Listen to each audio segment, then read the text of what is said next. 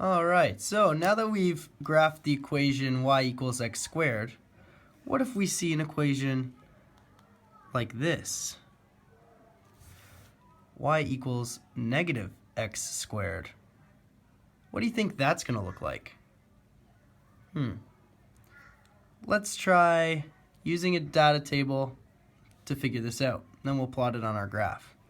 So we're going to have x values, our y values,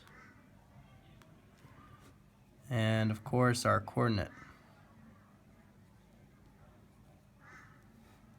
Okay, so we're going to go down. Got it. So let's do the same thing. We'll do 3 to negative 3.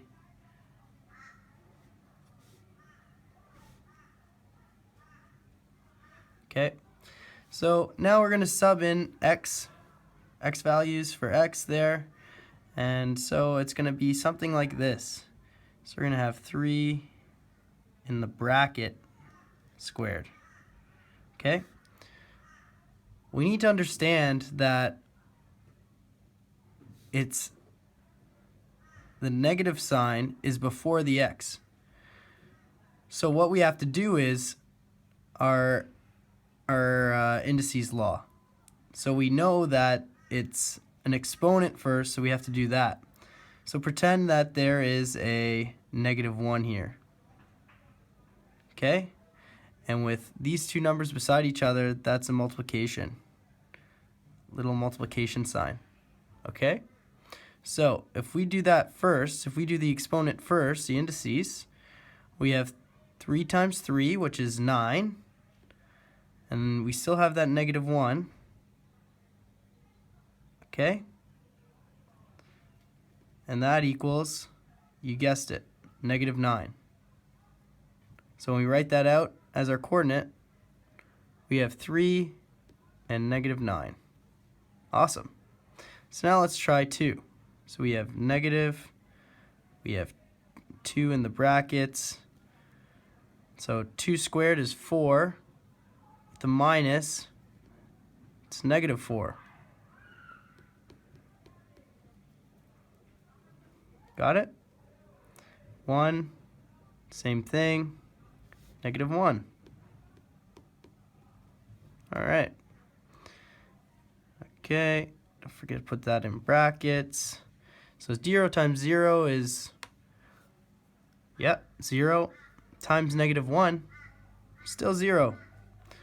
So we got that origin coordinate again, no worries, that's great. We got minus negative 1 in brackets squared. Okay, so now we got to think about this one. Negative 1 squared, negative times a negative, it's a positive. So that's positive 1, but don't forget the negative in front, so it just turns back to a negative 1. So we get negative 1, negative 1. Okay, so not too difficult. Just got to remember these brackets.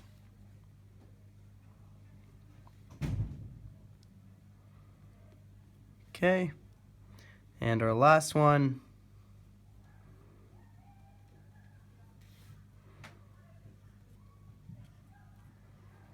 Okay, so would you look at that? We have all our coordinates, and now let's plot it on our Cartesian plane against our original equation, y equals x squared.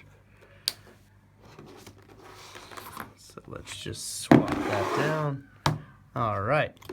So let's use a red marker for this. So we're going to have y equals negative x squared. All right.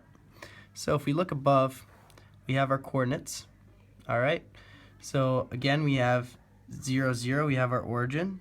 So we're just going to put a dot there. Perfect. Let's start at 3. So we have 3 and negative 9. So we go over 3, because that's the x value, x across, y to the sky. Of course, since it says negative 9, we're not going to go to the sky. We're going to go down.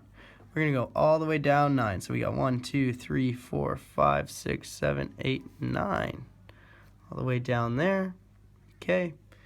Then we have 2, negative 4. Right there. 1 and negative 1. Okay. And again, as we noticed above, these are mirroring each other, these y coordinates. Okay. So, -2, -4, -3, and -9. All right, simply as we did before, we are going to connect our dots. Love doing it as a child, and now we're doing it in high school. Look at that. Beautiful. All right, so now we see the difference between our original parabola, x squared, y equals x squared, and our new parabola, y equals -x squared. Okay.